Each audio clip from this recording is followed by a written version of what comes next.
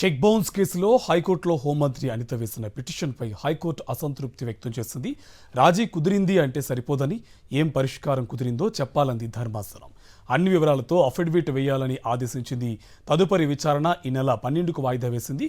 వేగి శ్రీనివాసరావు దగ్గర 2015లో 70 లక్షలు అప్పుగా తీసుకున్నారు హోంమంత్రి అనిత. అయితే చెక్ బౌన్స్ కావడంతో కోర్టులో కేసు వేశారు శ్రీనివాస్. సంబంధించి పూర్తి సమాచారం మా కరెస్పాండెంట్ నాయుడు మనకి ఫోన్ లైన్లో డీటెయిల్స్ అందిస్తారు. నాయుడు, పూర్తి సమాచారం ఏంటి? శ్రీను, హోంమంత్రి అనితకు హైకోర్టులో చొక్కెదురైంది. తనపై నమోదైన చెక్ బౌన్స్ కేసును కొట్టివేయాలంటూ హైకోర్టులో అనిత పిటిషన్ వేశారు. దీనిపై స్పందించిన హైకోర్టు తీవ్ర అసంతృప్తిని వ్యక్తం చేసింది. రాజీ అయిపోయామంటే ఏ విధంగా రాజీ అయిపోయారు, ఎలా రాజీ అయిపోయారు, అన్ని వివరాలను కూడా అఫిడవిట్ రూపంలో తమ ముందు పెట్టాలని చెప్పి హైకోర్టు అనితను ఆదేశించింది. 2015 సంవత్సరంలో తెలుగుదేశం పార్టీకి చెందిన వేగి శ్రీనివాసరావు దగ్గర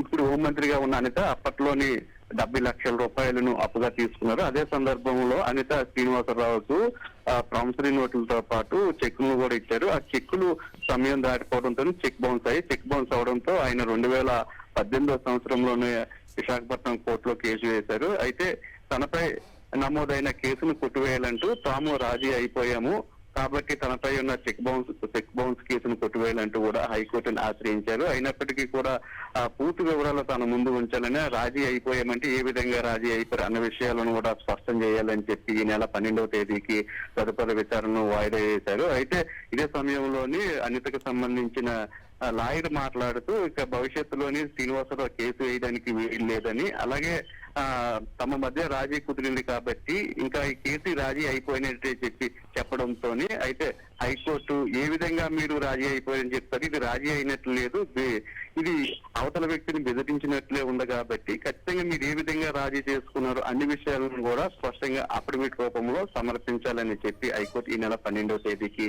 తదుపరి విచారణ వాయిదా వేయడం జరిగింది. Srinu, right, thank you Naidu.